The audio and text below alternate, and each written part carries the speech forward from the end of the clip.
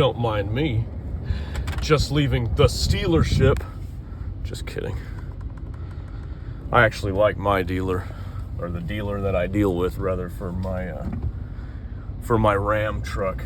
I go to this service dealer to have the oil and filter and everything, the maintenance done on the Ram, just because it's a newer vehicle and I don't want to do it myself. And it's one of the privileges you can have when you get to this level. You know, once you get to where you have a successful, profitable business, you can decide to spend your time, you know, on some things you want to spend it on and other things you don't want to spend it on. And you prioritize that accordingly. And, you know, you get to this level, you take the time, but it is lonely. It can be a little lonely up here. It's lonely at the top, as they say, you know. And it kind of is, you know. It can be lonely up here when you get to be where you're working, profitable, making money.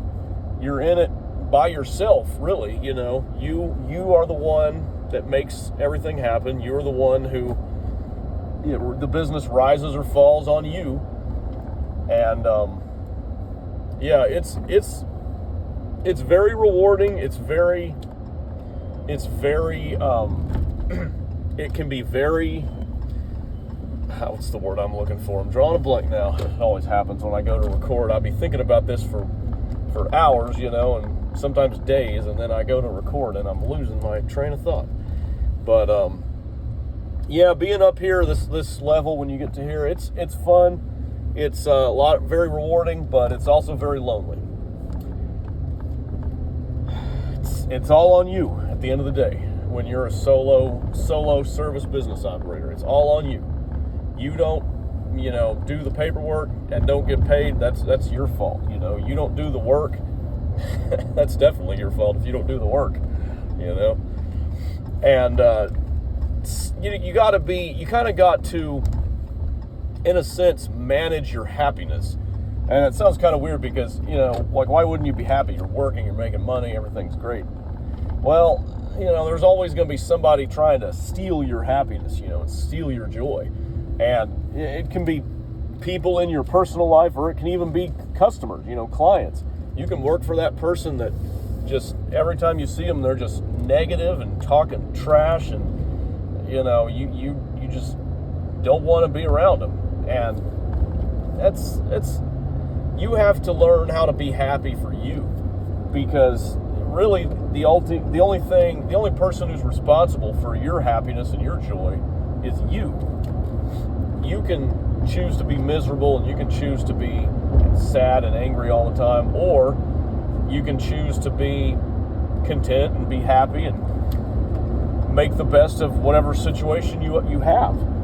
And this is something I've had to learn a little bit, especially lately, because, you know, things have been stressful. It's, you know, it's a new phase in life, going through kind of a new phase in life, a different phase in life, like I am. You know, it's easy to think, you know, it's easy to focus on negatives and focus on things you want different, things you wish were different, things you want to change, maybe some things you necessarily can't change. But you also need to focus on what works and what's good, and the things you have in your life that you don't want to change for anything, and that you're not going to change for anything. And, you know, that's where managing your happiness comes into play. Like, don't let somebody else steal your joy. Don't let somebody else, just the same as you don't let somebody else run your business and tell you how to operate your business, don't let somebody else tell you how to be happy and how to have meaning, how to find meaning in life. You have to find that for yourself, and you are ultimately the one who's responsible for that, not someone else. It's the same as, like, saying, you know, somebody else is responsible for your emotions, which isn't true. You're responsible for your emotions. You're responsible for how you react to someone else's emotions.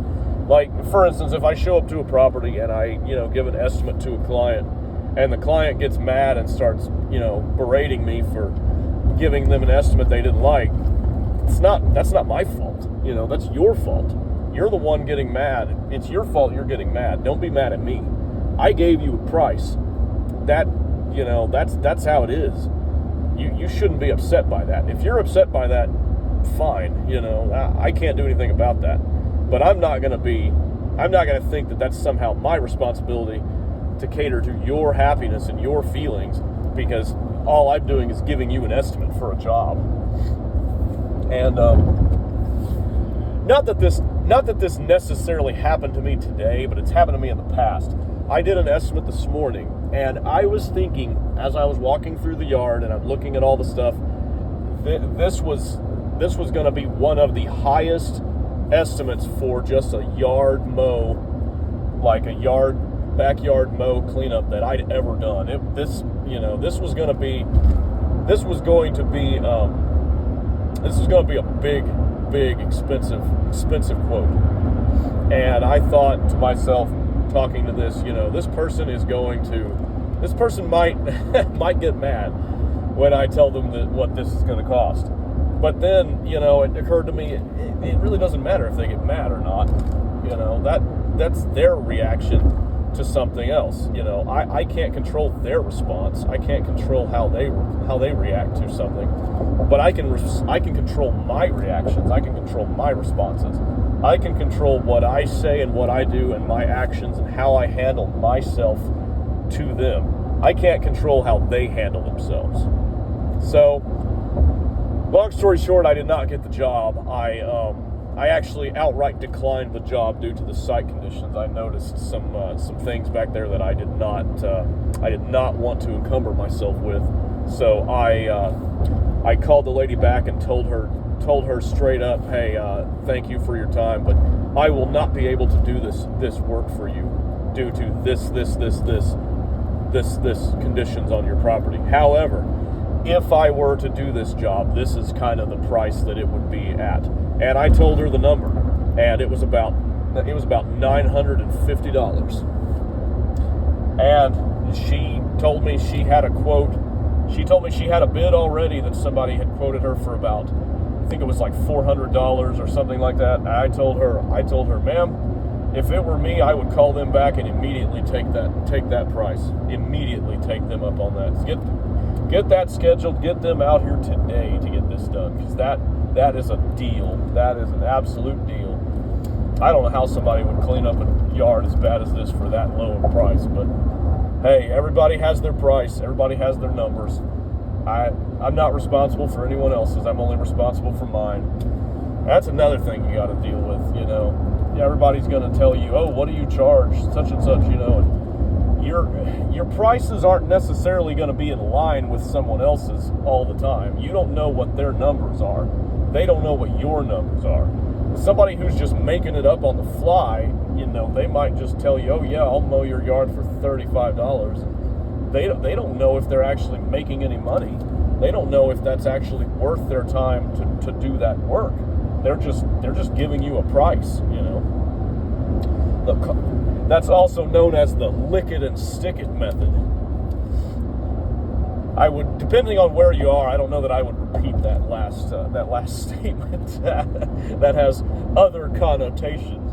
But in this instance, it's kind of like you're throwing out a number, and there is a time and a place where one might do this. But usually, if you're running a profitable service and you know your numbers, you look at a property and you know kind of the time and the effort and the amount of resources it's going to take to accomplish, and also consider your profit margin, how much money you want to make, what that job is going to be. So, yeah, this is, I hope somebody found this helpful. I'm driving back from the dealership here, getting my oil changed and filter changed in the Quotes truck, aka the Ram, aka the Mercer Crossing bed maintenance truck, aka the nice truck that I own. Got fixing to hop back on the route here after I take a quick lunch break here. I'm gonna hop back on the route and finish up my work for the day. I'm also going to maybe look at at getting another mower today. I have a line on another machine that I found used, And I don't know if it's going to work out yet, but I don't know. It's one that I want, and it's one that could work for me. So if we do that, we're going to pick that up, and you'll see that in a future video. But if not, you know, it is what it is. So anyway, yep, that's the talk for today. Just talking about happiness versus loneliness, and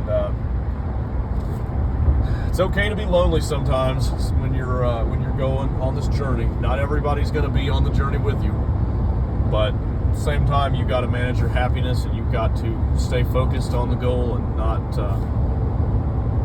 not worry about little things.